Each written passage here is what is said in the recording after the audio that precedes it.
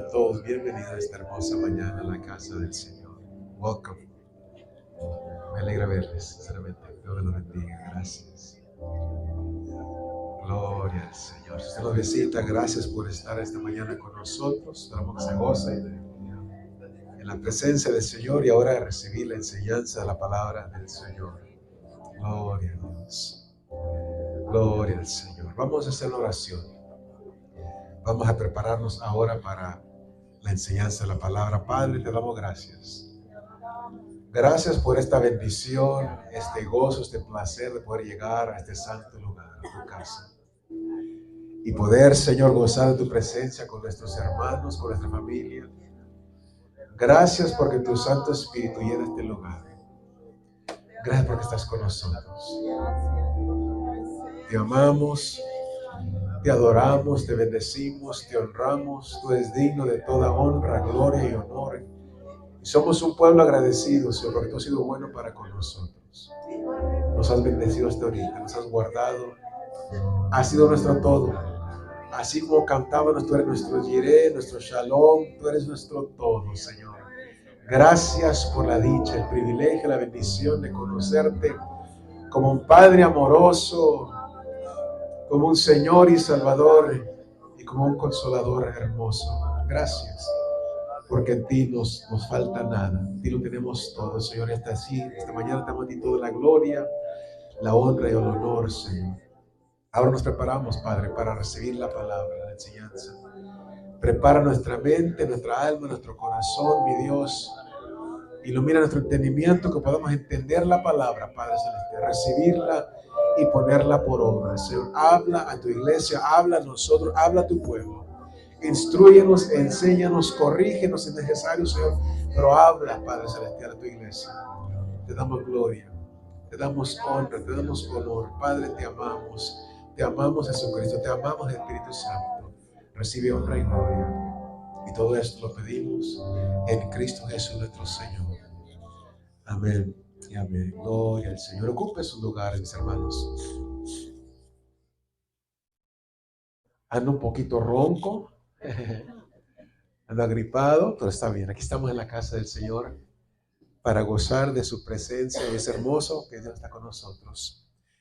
Vamos a meditar la palabra del Señor esta mañana. Vamos a hablar sobre la iglesia joven, es el título esta mañana, la iglesia joven. Tenemos la dicha, la bendición que Dios nos ha dado de iniciar una nueva obra. Damos gracias a Dios por esta bendición, realmente es una bendición. Gracias a Dios por cada uno de ustedes que ha llegado a formar parte de esta obra. Y hay entusiasmo, hay alegría, y doy gracias a Dios porque hasta aquí Él ha sido con nosotros. Me alegra ver el ambiente, el hermoso ambiente que hay familiar, amistad, comunión. Es hermoso sentir esa comunión entre hermanos. Entonces damos gracias a Dios por lo que Él está haciendo. Y nuestro anhelo es, aunque la mayoría de nosotros tenemos ya tiempo en el Evangelio, hemos sido partícipes de una iglesia en otro tiempo, estamos iniciando algo nuevo. Queremos hacer las cosas bien, de acuerdo a la voluntad de Dios, de acuerdo como dice la palabra del Señor. Entonces podemos nosotros relacionarnos con la iglesia primitiva, cuando después del día de Pentecostés inició la iglesia.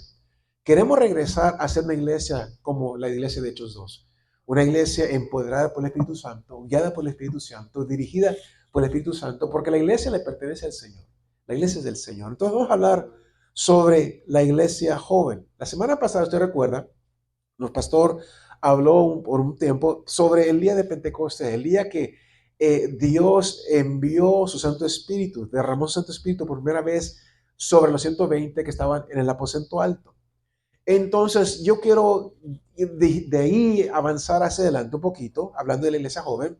Y la pregunta de hoy es, ¿cuál fue la respuesta al mensaje de Pedro el día de Pentecostés? ¿Cuál fue la respuesta?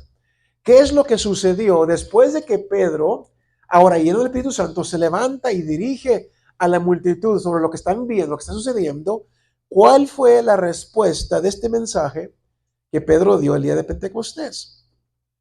Hace 3 semanas, si usted recuerda, yo les hablaba sobre el nacimiento de la iglesia. hablábamos de cómo, y se nos dijo la semana pasada, de cómo la iglesia comenzó el día de Pentecostés, cuando Dios por primera vez derrama de su Santo Espíritu sobre los 120 que estaban reunidos en el aposento alto. La Biblia dice que después de haber recibido el Espíritu Santo, Pedro, ahora lleno del Espíritu, se pone de pie y comienza a dirigirse a la multitud que se había reunido para ver lo que estaba sucediendo. Y quiero que nosotros veamos parte de su mensaje en Hechos capítulo 2. Vamos a iniciar con el versículo 22. No vamos a leer todo el mensaje, sino vamos a comenzar el mensaje, el versículo 22. Dice Pedro, ahora ya en el Espíritu Santo, dirigiéndose a las personas, dice: varones israelitas, oíd estas palabras. Jesús Nazareno, varón aprobado por Dios entre vosotros con maravillas, prodigios y señales que Dios hizo entre vosotros por medio de él, como vosotros mismos sabéis, a este, entregado por el determinado consejo y anticipado conocimiento de Dios, prendisteis y matasteis por manos de inicuos, crucificándole, al cual Dios levantó, suelto los dolores de la muerte, por cuanto era imposible que fuese retenido por ella. Porque David dice de él: veía al Señor siempre delante de mí, porque está a mi diestra, no seré conmovido. Por lo cual mi corazón se alegró y se gozó mi lengua, y aún mi carne descansará en esperanza, porque no dejarás mi alma en el Hades, ni permitirás que tu santo vea corrupción. Me hiciste conocer los caminos de la vida, me llenarás de gozo con tu presencia. Varones hermanos, se os puede decir libremente del patriarca David, que murió y fue sepultado, y su sepulcro está con nosotros hasta el día de hoy. Pero siendo profeta y sabiendo que con juramento Dios le había jurado desde su descendencia, en cuanto a la carne, levantaría al Cristo para que se sentase en su trono. Viéndolo antes, habló de la resurrección de Cristo, que su alma no fue dejada en el Hades, ni su carne vio corrupción. A este Jesús resucitó Dios, de lo cual todos nosotros somos testigos. Así que, exaltado por la diestra de Dios y habiendo recibido del Padre la promesa del Espíritu Santo, ha derramado esto que vosotros veis y oís. Porque David no subió a los cielos, pero él mismo dice: dijo el Señor a mi Señor, siéntate a mi diestra, hasta que ponga a tus enemigos por estrado de tus pies. Sepa pues ciertísimamente toda la casa de Israel que a este Jesús, a quien vosotros crucificasteis, Dios le ha hecho Señor y Jesucristo. Y aquí está Pedro, una vez ahora más, lleno del Espíritu Santo, hablando con claridad, con denuedo, diciéndole: a este Jesús, a quien ustedes crucificaron, Dios lo ha hecho a él Señor y Cristo. El versículo 37, al final de este tremendo mensaje de Pedro, donde él explica la notable experiencia de las lenguas de fuego, el viento que ocurrió aquel día. Él explica el marcado hecho, mis hermanos, que Jesús de Nazaret, a quien habían crucificado en esa misma ciudad hace 50 días anteriormente, había ascendido al Padre y está sentado a la diestra del Padre con todo poder en todo el universo. Pero miren lo que dice el versículo 37. ¿Cuál fue la respuesta? La pregunta es: ¿cuál fue la respuesta de la gente? Versículo 37 dice: al oír esto, se compungieron de corazón y dijeron a Pedro y a los otros apóstoles: varones hermanos, ¿qué haremos? Al escuchar el mensaje ungido del Espíritu Santo de Pedro, esas personas se compungieron de corazón y preguntan: varones hermanos, ¿qué haremos?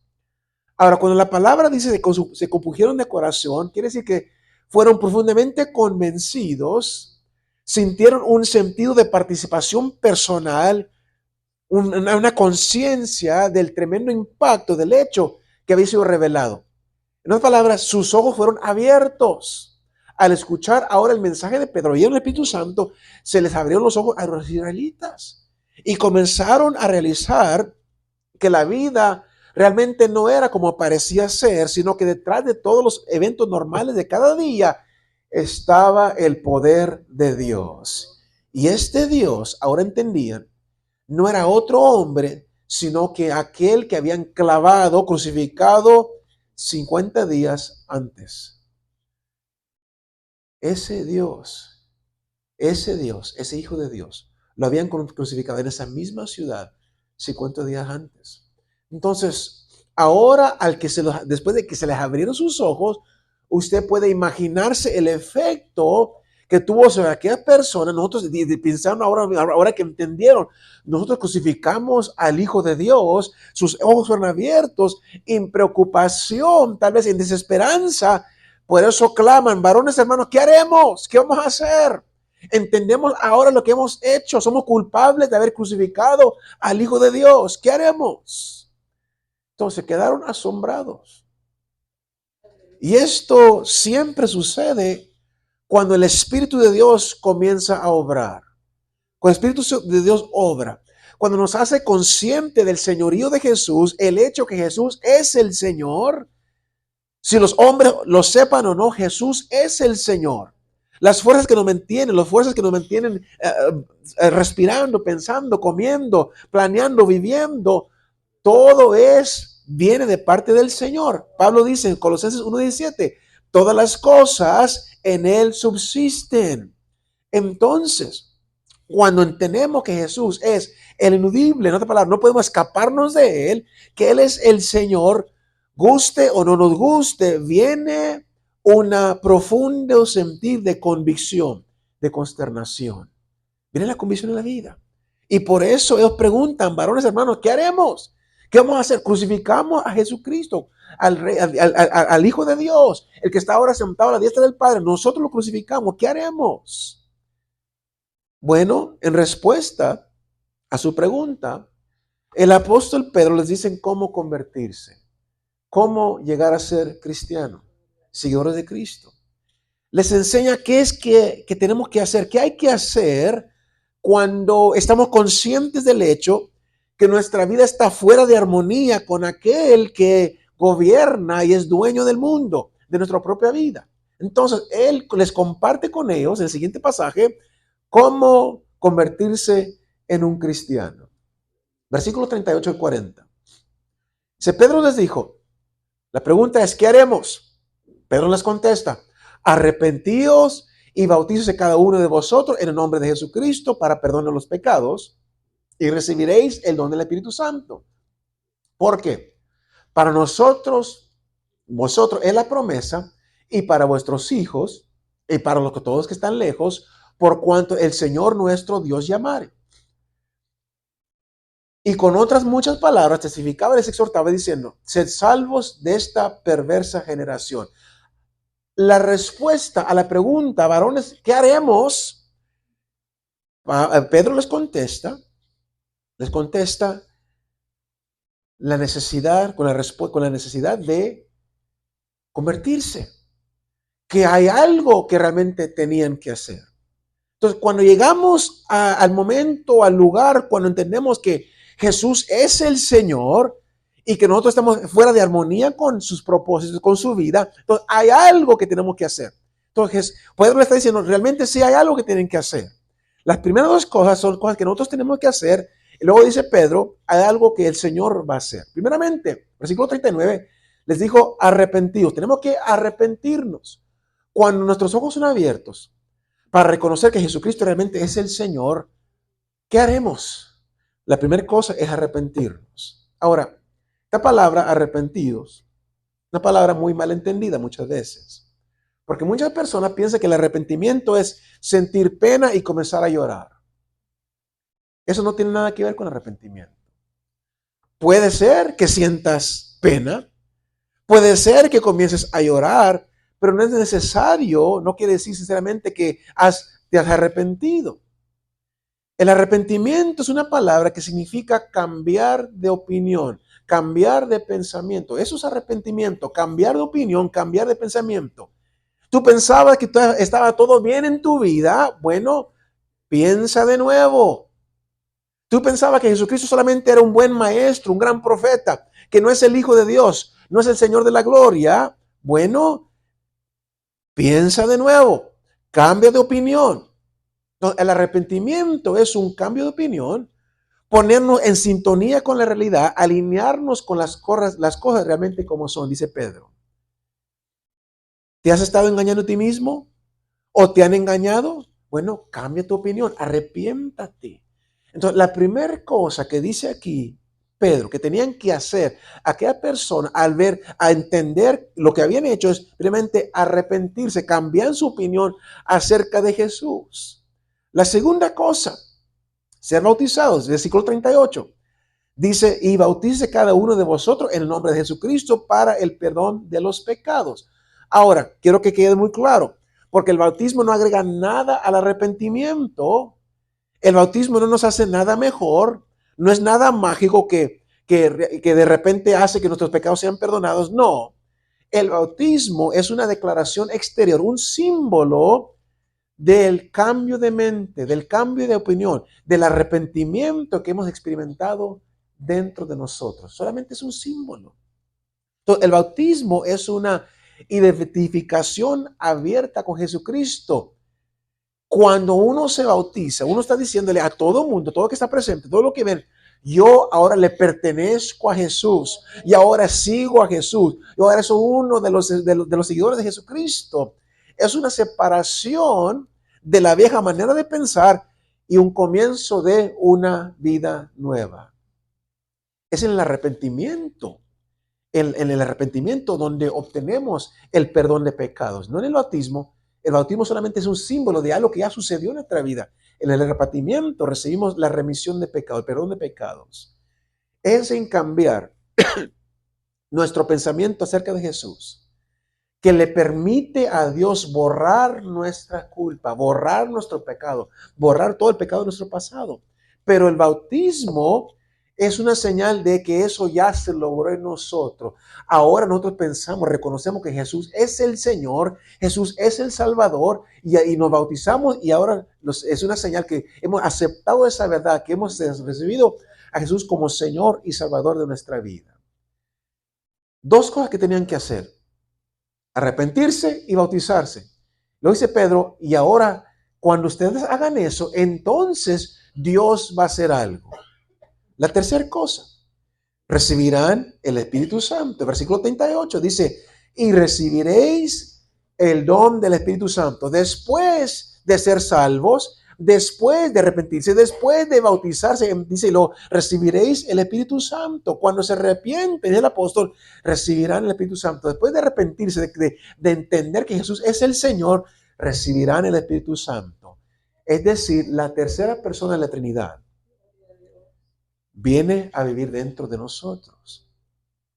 Y es la obra del Espíritu Santo, mis hermanos, en nuestra vida, que hace que Jesucristo sea real en nosotros, visible, claro, que esté cerca de nosotros, que imparta su vida a nuestra vida. Eso es lo que sucede cuando nos arrepentimos. Jesucristo viene a ser real en nuestra vida. Ahora, yo quiero que usted note algo muy interesante, porque en el versículo 39, como se nos decía la semana pasada, el apóstol dice que esto es disponible ¿para quién? Para todos. Es para todos. Versículo 39. Porque para vosotros es la promesa del Espíritu Santo, para vuestros hijos y para todos los que están lejos. Es para todos. No es solamente para un grupo, no solamente para los judíos, no solamente para otro grupo. No, es para todos la promesa del Espíritu Santo.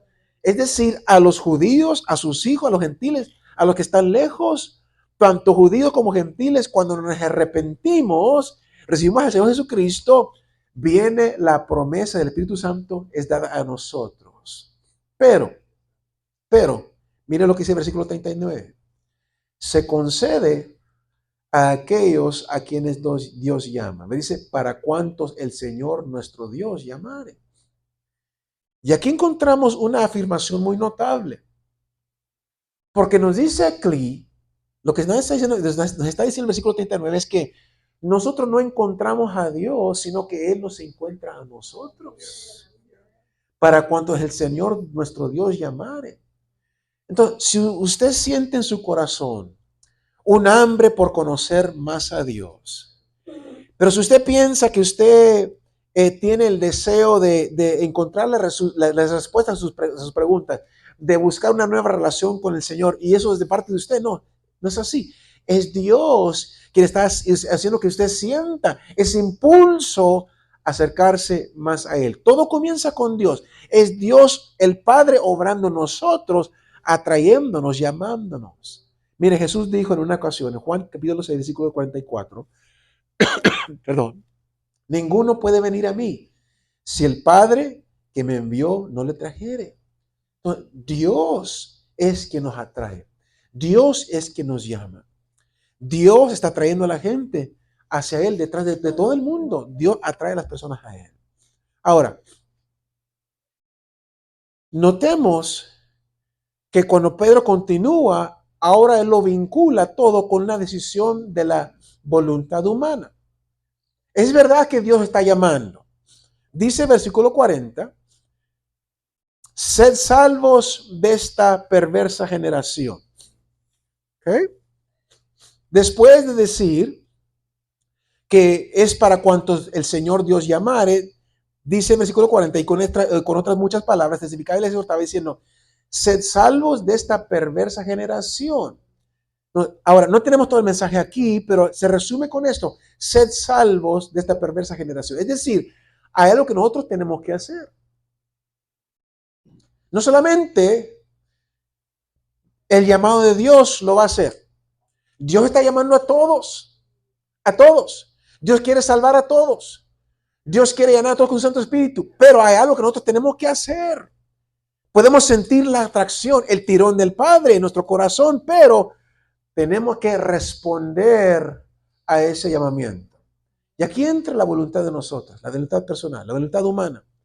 Dios está atrayendo, Dios está llamando, pero nosotros tenemos que tomar la decisión de aceptar o rechazar ese llamado de Dios en nuestra vida. Nosotros tenemos que actuar, decidir, dar un paso, cambiar de opinión, arrepentirnos y a identificarnos con Jesucristo. No va a suceder automáticamente. No cualquier persona que viene a la iglesia y siente y se goza en la presencia del Señor va a ser salvo, sino actúa sobre ese llamado de Dios. Muchas personas las iglesias están llenas de personas que nunca han sido salvas.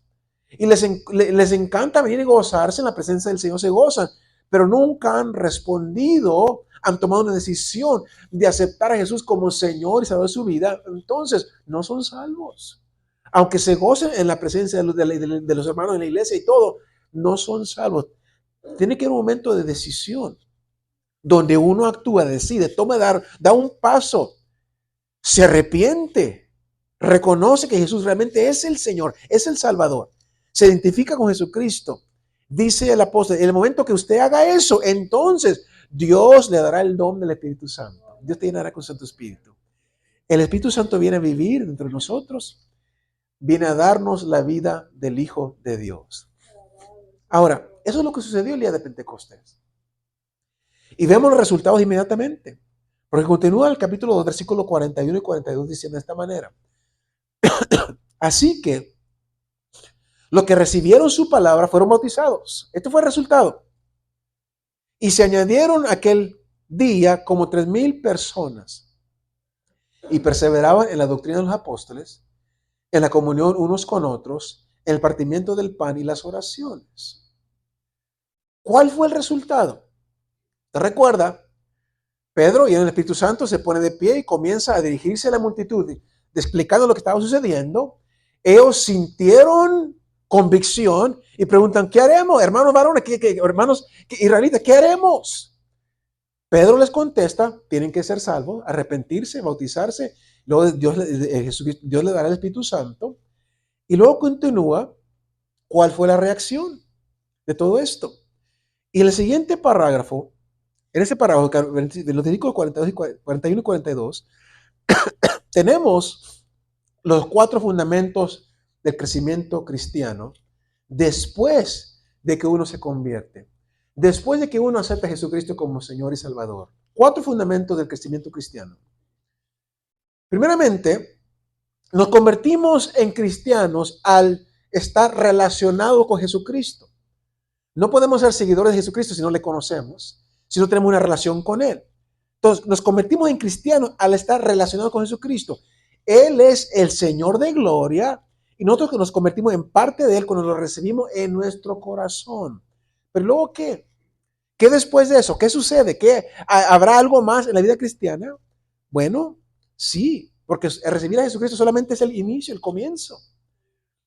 Si usted ha recibido a Jesucristo en su corazón, usted entonces está comenzando apenas a vivir la vida cristiana. Todo lo demás de una vida cristiana está por delante para que lo experimentemos. Es tiempo de avanzar, de comenzar a experimentar una vida nueva, emocionante, una vida vital que Dios nos da en Jesucristo. 4 cosas son necesarias para hacer eso. Primeramente, versículo 41. Dice, así que los que recibieron la palabra fueron bautizados. Estos primeros cristianos de Jerusalén fueron bautizados. Entonces, la primera cosa, después de aceptar a Jesucristo como Señor y Salvador de su vida, el primer paso ya en la vida cristiana es ser bautizados. Una vez más, el bautismo, perdón, es una identificación clara de nuestra vida con Jesucristo. Estamos edificando, le pertenezco a Cristo, yo soy seguidor de Jesucristo. Usted recuerda, durante la Semana Santa, la hija de nuestro hermano Boteo se bautizó y nos gozamos cuando ella pasó y dio su testimonio.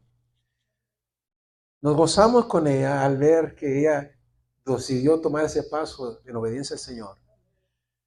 Pero yo quiero que usted piense, dice aquí que 3,000 personas, 3,000 personas fueron bautizadas el día de Pentecostés. 3,000. ¿Qué cree usted que fue el efecto sobre aquella ciudad de Jerusalén?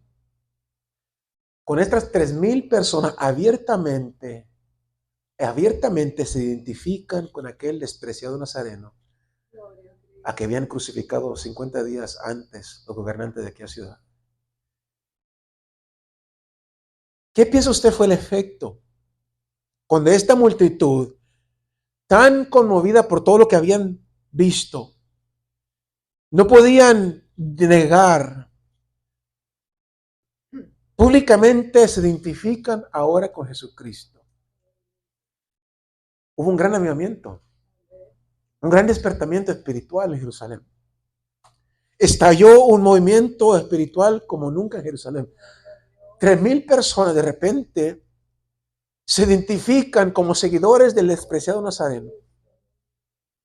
Entonces, la primera cosa es una declaración clara, un paso claro, indicando que nos hemos identificado con Jesucristo.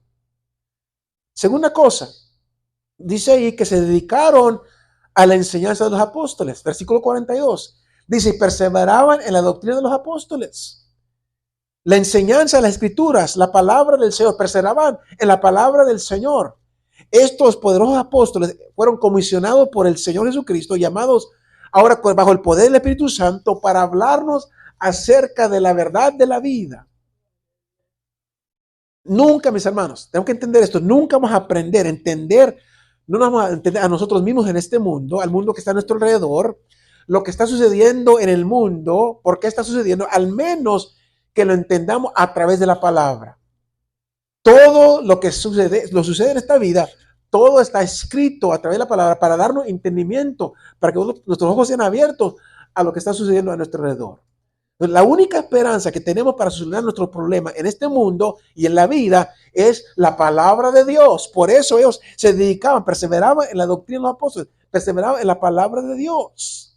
Todos los problemas que nos presionan hoy en día son explicados en la enseñanza de los apóstoles. Si queremos entender el mundo, entonces nosotros como los primeros cristianos tenemos que dedicarnos a la enseñanza de los apóstoles, debemos dedicarnos a la palabra del Señor. La tercera cosa, dice el versículo 42, que se dedicaron a la comunión. Dice, perseveraban en la doctrina de los apóstoles, en la comunión unos con otros. Comunión significa, quiere decir, tener todas las cosas en común. En otras palabras, compartir juntos. Ellos comenzaron a conocerse y amarse los unos a los otros. Una vez más, piensen esto, 3,000 personas de repente se agregan a esta pequeña banda de 120. 3,000. Ahora son 3,120 personas, creyentes. La mayoría de ellos eran extraños antes de este momento. Eran de diferentes partes del mundo. Habían venido a Jerusalén. ¿Para qué ocasión? No se conocían, pero ahora son uno en Cristo, son hermanos y hermanas. Comienzan a amarse los unos a los otros, comienzan a platicar los unos con los otros, comienzan a saber lo que los otros están pensando, cómo están reaccionando, comienzan a compartir sus problemas, sus cargas, sus necesidades, comienzan a platicar y a orar juntos acerca de todas las cosas. Entonces comienza un maravilloso sentir de comunidad, de comunalidad, de pertenencia. Y me alegra porque lo estamos viendo en nuestra congregación. Hay un sentido de comunidad, nos amamos los unos a los otros, oramos juntos los unos por los otros. Entonces, esta es la comunión. Esta comunión es la vida prevista del cuerpo de Cristo. Dios diseñó, mis hermanos, que su vida sea manifiesta a través de un cuerpo. Y si el cuerpo no está operando, entonces la vida del Señor no es manifiesta. No hay poder. ¿Por qué? Porque la vida de Dios siempre es poder. Mire, la razón por la cual la iglesia, estamos hablando en términos generales, porque la iglesia hoy en día es tan impotente, es que está la iglesia fragmentada, quebrantada. Hay mucha distancia entre las personas, no se conocen. Se juntan 4,000 personas en un edificio, pero no se conocen. Entran, salen, van, cumplen con Dios, porque así lo dicen, van y cumplen con Dios, y se salen y no hay nada de comunidad. Por eso es que no hay poder, por eso porque la iglesia está impotente. En Efesios, el apóstol Pablo dice, Efesios capítulo 4, versículo 30, no contristéis al Espíritu Santo, con el cual fuiste sellados para el día de redención. Y luego él menciona, hace una lista de las cosas que entristecen al Espíritu Santo. Versículo 31. Quítense de vosotros toda amargura, enojo, ira, gritería y maldicencia, toda malicia. Entonces, una vez más, si nosotros queremos ser una iglesia conforme a lo que Dios quiere que nosotros seamos, esto no debe ser parte de nuestra iglesia. Amargura, enojo, ira, gritería, maldicencia, malicia. Eso contrista al Espíritu Santo. Por eso el Espíritu Santo no se mueve. Por eso no hay poder. Por eso la iglesia está impotente. Porque existen estas cosas dentro de la iglesia. Bueno, si esto es lo que debemos de quitar, entonces, ¿qué debemos tener entre nosotros? Versículo 32. Dice, antes, sed benignos unos con otros, sean buenos, misericordiosos, perdonarnos unos a los otros. No somos perfectos, a veces nos vamos a lastimar los unos con los otros, pero perdonarnos. Es lo que el Señor espera, mis hermanos. Perdonarnos unos a otros como Dios también os perdonó a vosotros en Cristo. Es lo que el Señor espera de nosotros. Si eso no está sucediendo, mis hermanos, si esto, el versículo 32, esto no está sucediendo, entonces el Espíritu de Dios se entristece. Él es afligido. Él deja de actuar. Y por eso la iglesia ya no tiene vida. La iglesia se convierte aburrida, una iglesia muerta, estéril, mediocre. Y todo esto se manifiesta en un ritual vacío. No tiene vitalidad. Pero nosotros, mis hermanos, quiero que entendamos esto. Dios quiere que nosotros los cristianos tengamos comunión, compartamos nuestras vidas, nuestros pensamientos, nuestros problemas con los demás, llevemos las cargas los unos de los otros, porque así cumplimos la ley del Señor. Y mis hermanos, esto no es opcional, es esencial. Es lo que el Señor espera de nosotros.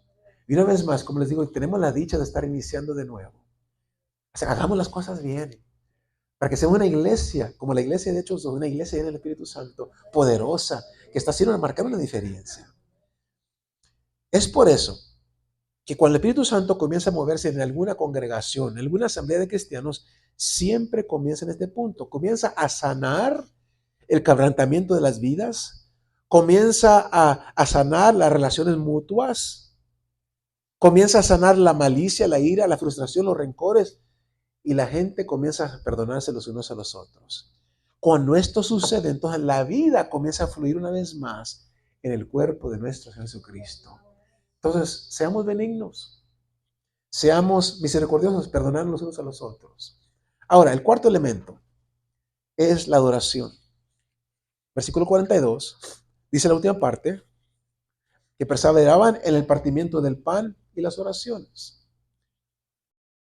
El partir el pan, sin duda, es una referencia a la Santa Cena, que, como les dije, durante el servicio de oración vamos a participar de la Cena del Señor. Es importante, he sentido en mi corazón que es parte esencial. Vamos a participar de la Santa Cena. Pero también comían juntos, salían a tener amistad con los demás. Este compartir juntos era un testimonio simbólico de la base de la vida cristiana, la vida y la muerte de Jesucristo. Porque esa es la base de nuestro vivir, de nuestra unión, de nuestro poder. Se unían a platicar de lo que Dios estaba haciendo en sus vidas, se juntaban a platicar.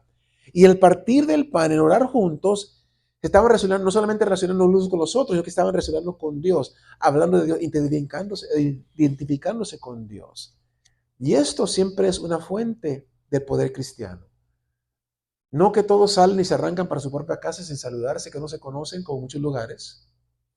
No, que hay amistad, que hay comunión. Eso es parte de la oración. Estos son los 4 fundamentos de la vida cristiana. Sin ellos no podemos crecer. Pero con ellos, mis hermanos, no podemos dejar de crecer. Vamos a crecer. Si seguimos lo que la palabra nos enseña, esta obra va a crecer. Porque la obra es como el ejemplo que el Señor nos dejó de cómo Él quiere que la iglesia sea.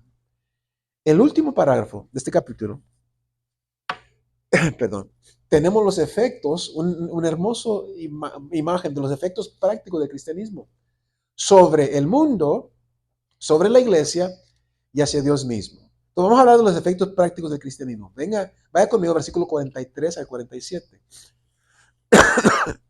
Dice así: y sobrevino temor a toda persona, y muchas maravillas y señales eran hechas por los apóstoles.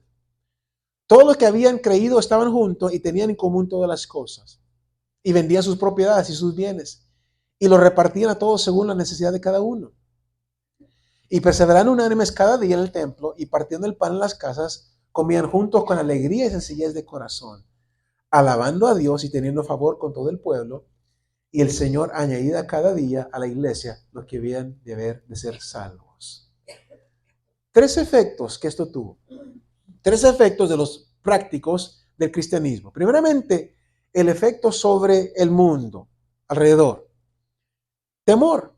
Dice el versículo 43, que sobrevino temor a toda persona. Interesante. Al ver lo que Dios estaba haciendo a través de su iglesia, ahora que eran salvos, bautizados, que estaban juntos, estaban teniendo comunión, estaban adorando juntos, el resultado fue que el mundo, los que no eran parte de la iglesia, sintieron temor. ¿Por qué temor? Bueno, de repente todos en aquella ciudad vieron que Dios estaba obrando a través de estas personas. Estas personas estaban haciendo una diferencia. Había algo diferente en ellos. Se les entró temor. El elemento de lo sobrenatural era visible en la iglesia. Dios está haciendo algo maravilloso en ellos y lo veían. Y esto los desconcertó. Entonces, había algo más que solamente un poder humano obrando aquí. El texto nos dice que este poder se manifestaba en ¿qué? Maravillas, señales y milagros. Dios estaba haciendo a través de su pueblo maravillas, señales y milagros.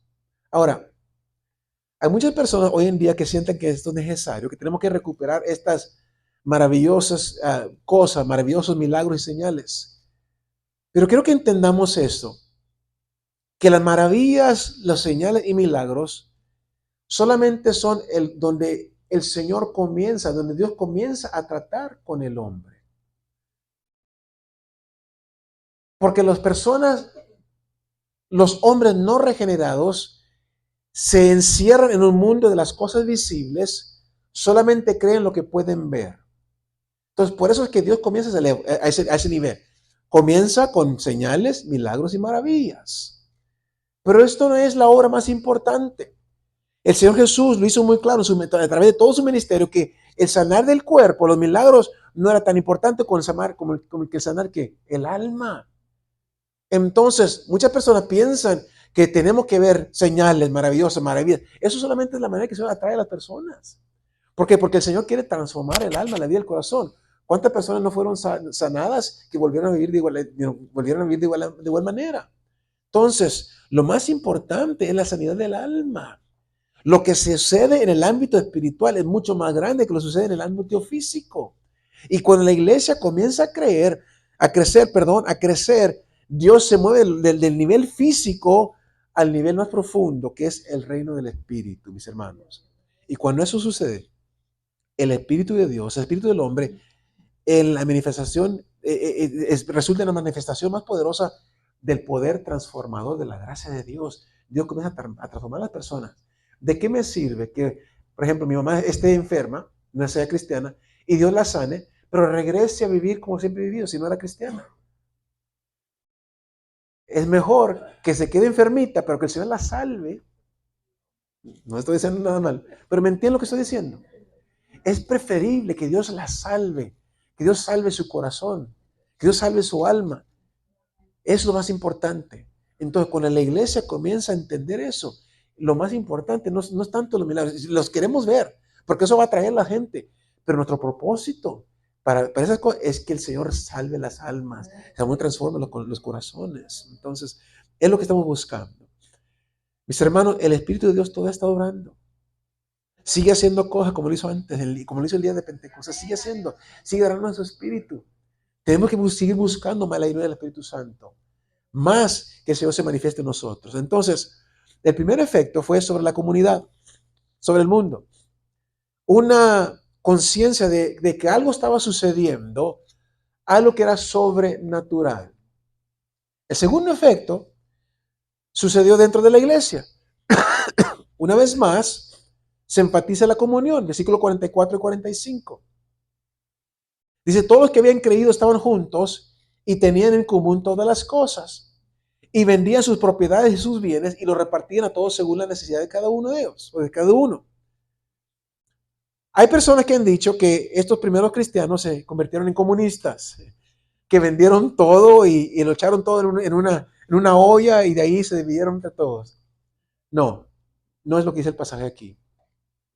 Ellos conservaron su derecho de propiedad privada, compraban y vendían como siempre lo habían hecho. Aquí no se está hablando de un nuevo gobierno. Aquí no se está hablando de un nuevo sistema económico. Todo lo que está diciendo aquí es que establecieron un fondo común del cual ahí los necesitados de la comunidad, de la ciudad, podían ser ayudados. Y algunos, para tener ese fondo común, algunos de ellos sí vendieron propiedades. Renunciaron a algunas cosas para tener un fondo adecuado, pero no era requerido, era voluntario. Ayudar a la necesidad. Sentir ese sentir de comunión en la iglesia. Esto es el cristianismo en acción. Sentir una preocupación por la necesidad, por los necesitados. Yo agradezco al Señor. Cuando mi esposa fue a México, llevó cantidad de cosas. Gracias a ustedes, mis hermanos, porque vemos aquí este sentido de comunidad. Por eso les digo, me encanta estar estudiando esto porque lo estamos viendo en nuestra iglesia. Todos ustedes contribuyeron de una manera u otra, contribuyeron para la necesidad de otras personas. Entonces estamos viendo esto. Y la última cosa es que todo esto trae gloria y honra a Dios. Termina el parágrafo, el versículo 46 y 47, diciendo esta palabra, y perseverando unánimes cada día en el templo, y partiendo el pan en las casas, comían junto con alegría y sencillez de corazón. Y luego dice así, alabando a Dios y teniendo favor con el pueblo. Y el Señor añadía cada día a la iglesia los que habían de ser salvos. Dios estaba obrando. Y Dios se glorifica en medio de su pueblo. Cuando su pueblo le adora, cuando su pueblo le alaba, Dios es glorificado. Mis hermanos, este es el cristianismo obrando en la sociedad. Y esto es lo que Dios quiere que nuestra iglesia sea. Una iglesia así, como la iglesia de Hechos 2. El versículo 47 dice que el Señor añadía cada día a la iglesia los que habían de ser salvos. Dios añadía a la iglesia cada día los que habían de ser salvos. Y termino con esto. Si hubiese alguien en esta mañana que nunca ha recibido a Jesucristo como Señor y Salvador, nunca le has conocido o lo conoces de otra manera, tienes que cambiar de pensamiento. Es tiempo que cambies tu pensamiento, tu opinión. Es tiempo que te arrepientas. Esta mañana tú puedes invitarle a que entre en tu corazón, ahí donde estás. Tú puedes decir, Señor, yo reconozco, Jesús, reconozco que eres el Hijo de Dios. Reconozco que eres el Salvador del mundo. Así como los israelitas, sus ojos fueron abiertos y dijeron, varones, hermanos, ¿qué haremos? ¿Qué haremos? Arrepiéntete, cambia de opinión, recibe a Jesucristo como Señor y Salvador de su vida. Esta mañana tú puedes decirle, Señor Jesús, ven a mi corazón. Sé mi Dios, sé mi Señor. O tal vez en esta mañana, mis hermanos, usted tenga necesidad de arreglar algún problema con alguien, de perdonar a aquella persona, de aclarar algunos rencores. Yo le pido, mi hermano, llame a aquella persona. Vaya con aquella persona que usted ha ofendido o que le ha ofendido a usted y arregle el asunto para que el Espíritu de Dios se pueda mover con gloria y con poder, sin obstáculos, en esta congregación. Él quiere moverse de manera poderosa y especial. Pero nosotros no podemos ser, no seamos las personas que estamos obstaculizando la obra del Señor. Vamos a orar. Vamos a darle gracias a Dios por lo que Él está haciendo en esta congregación, en esta iglesia. Pero vamos a pedirle que Él nos guíe con Santo Espíritu para hacer la iglesia que Él quiere que nosotros seamos para su honor y su gloria. Ahí donde está, incluye su rostro, Padre Celestial. Te damos honra y gloria. Reconocemos que tú eres Dios y nos acercamos ante tu presencia en el nombre de Jesucristo, porque así lo dice la palabra. Tú eres el creador y sustentador de todas las cosas. Tú eres nuestro Padre amoroso, el Dios único y verdadero. No hay nadie como tú, nadie que se iguale, nadie que se compare. Tú eres Dios único y verdadero. Pero nuestro Papá era nuestro Padre. Nosotros somos tus hijos, somos tu iglesia. Gracias. Gracias por esta mañana, por este hermoso día, por esta bendición de estar aquí. Por permitirnos estudiar tu palabra, Señor. Por hablar a nuestra vida, a nuestro corazón, a nuestra iglesia. Gracias por permitirnos comenzar esta nueva obra, Señor, que tú has levantado para tu honra y tu gloria. Gracias por cada persona, Señor, que forma parte de esta congregación. Tú nos has traído aquí. Tú nos has sacado de donde estábamos para traernos aquí. Y nuestro anhelo, Señor, es ser la iglesia que tú quieres que nosotros seamos. Una iglesia llena del Espíritu Santo. Una iglesia guiada por el Espíritu Santo. Una iglesia empoderada por el Espíritu Santo. Una iglesia que marca una diferencia. Una iglesia conforme a la iglesia de Hechos 2. Una iglesia genuina. Una iglesia genuina. Una iglesia genuina. Donde se mueve con libertad del Espíritu Santo. Donde obra el Espíritu Santo. Para eso tu palabra ha sido muy clara esta mañana. De aquellas cosas que no te agradan, de aquellas cosas que entristecen al Espíritu Santo. Padre, elimina, quita de esta congregación todas esas cosas. Perdónanos si te hemos ofendido, Espíritu Santo. Pero tú has hablado claramente a nuestra vida, a nuestro corazón. Permítenos ahora, Señor, abre nuestros ojos, como lo hiciste con el pueblo de Israel. Cuando Pedro se levantó lleno del Espíritu Santo a compartir la palabra, los ojos del pueblo fueron abiertos. Abre nuestros ojos para que veamos nuestra condición, Señor, y también nos arrepintamos, busquemos perdón, mi Dios, y respondamos de una manera positiva a la palabra. Que obedezcamos la palabra, Señor. Que hagas de nosotros la iglesia que tú quieres que nosotros seamos para tu honra y tu gloria.